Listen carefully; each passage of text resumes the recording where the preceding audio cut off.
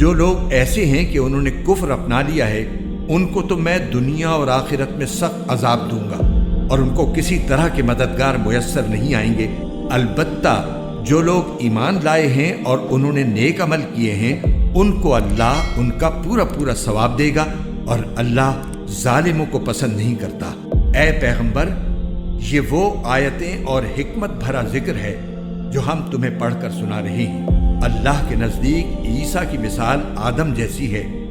اللہ نے انہیں مٹی سے پیدا کیا، پھر ان سے کہا ہو جاؤ، بس وہ ہو گئے۔ حق وہی ہے جو تمہارے رب کی طرف سے آیا ہے، لہٰذا شک کرنے والوں میں شامل نہ ہو جانا۔ تمہارے پاس حضرت عیسیٰ علیہ السلام کے واقعے کا جو صحیح علم آ گیا ہے، اس کے بعد بھی جو لوگ اس معاملے میں تم سے بحث کریں تو ان سے کہہ دو کہ آؤ ہم اپنے بیٹوں کو بلائیں اور تم اپنے بیٹوں کو، اور ہم اپنی عورتوں کو اور تم اپنی عورتوں کو، اور ہم اپنے لوگوں کو اور تم اپنے لوگوں کو، پھر ہم سب مل کر اللہ کے سامنے گڑ گڑائیں اور جو جھوٹے ہوں ان پر اللہ کی لعنت بھیجیں۔ یقین جانو کہ واقعات کا سچا بیان یہی ہے اور اللہ کے سوا کوئی معبود نہیں ہے، اور یقیناً اللہ ہی ہے جو اقتدار کا بھی مالک ہے، حکمت کا بھی مالک۔ پھر بھی اگر یہ لوگ منہ موڑیں تو اللہ مفسدوں کو اچھی طرح جانتا ہے۔